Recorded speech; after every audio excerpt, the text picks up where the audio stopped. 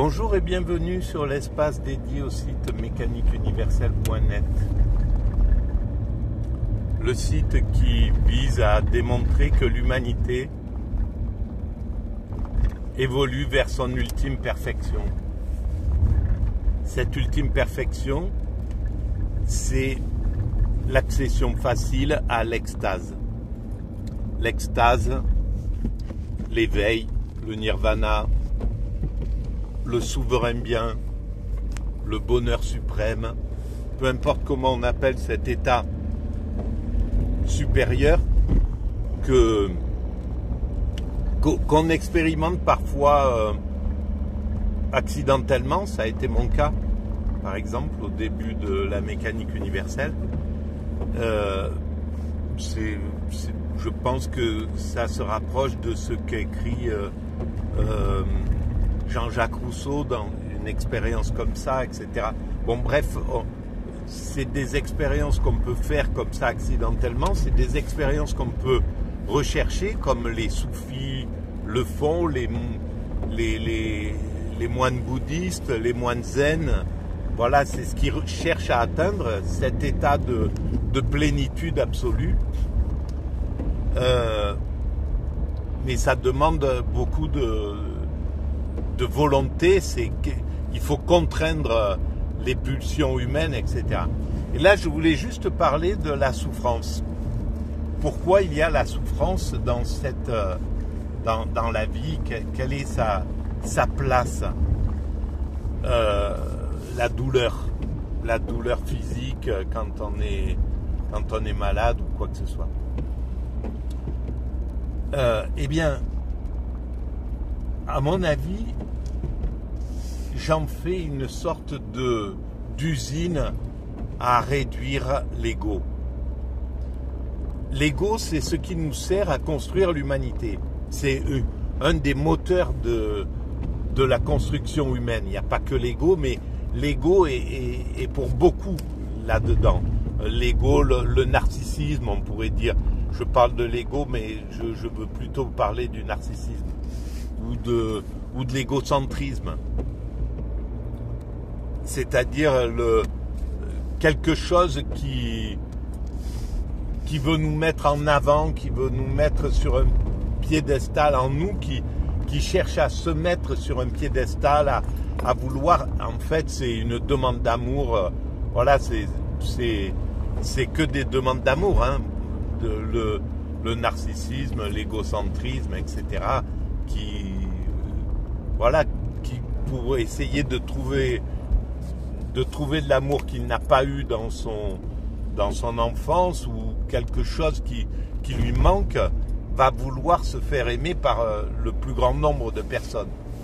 Et en fait, ça réussit. Et la souffrance, à mon sens, elle vient pour... on y passe un peu tous, plus ou moins. Hein. Et la souffrance, elle est là pour réduire cet ego.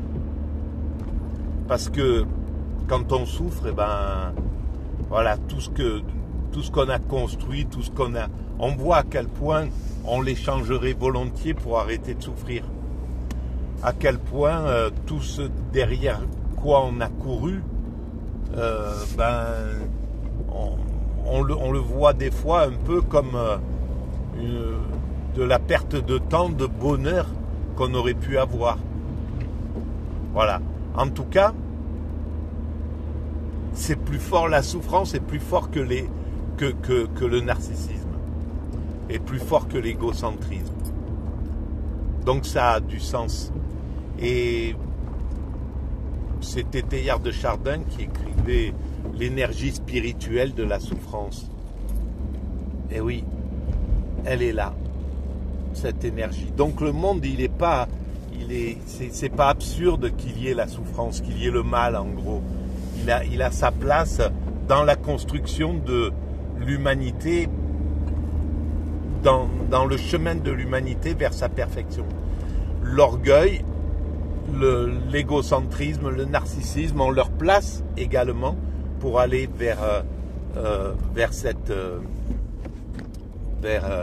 pour construire cette perfection. sans égocentrisme, sans narcissisme, il n'y a pas, y a pas de conquête d'Alexandre le Grand. Il n'y a pas de Gengis Khan, il n'y a pas de etc. etc. Il n'y a pas de Eiffel, il n'y a pas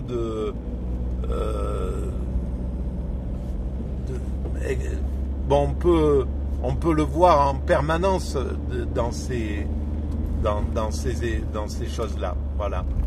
Il n'y a pas les grands empires qui se seraient construits, celui du Mali, celui de Perse, celui de l'islam, etc. Donc, il y a ça, mais la souffrance est là pour nous dire c'est vain.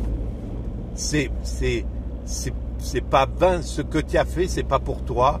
Si tu n'arrives pas à comprendre que c'est pour l'humanité tout entière que tu as travaillé, eh bien, tu vas trouver vain ce que tu as fait, parce que une petite douleur fait que tu l'échangerais vraiment contre la fin de cette douleur-là. Voilà. Je vais arrêter là pour cette vidéo. N'oubliez pas, si vous pensez qu'il y a un peu d'intérêt pédagogique et universel, cette idée que l'humanité va vers sa perfection, vous pouvez mettre des pouces, vous pouvez vous abonner, vous pouvez envoyer le lien à vos amis, vous pouvez laisser des commentaires et vous pouvez aller visiter le site mécaniqueuniverselle.net où depuis 25 ans maintenant j'écris toute cette théorie. Merci, au revoir.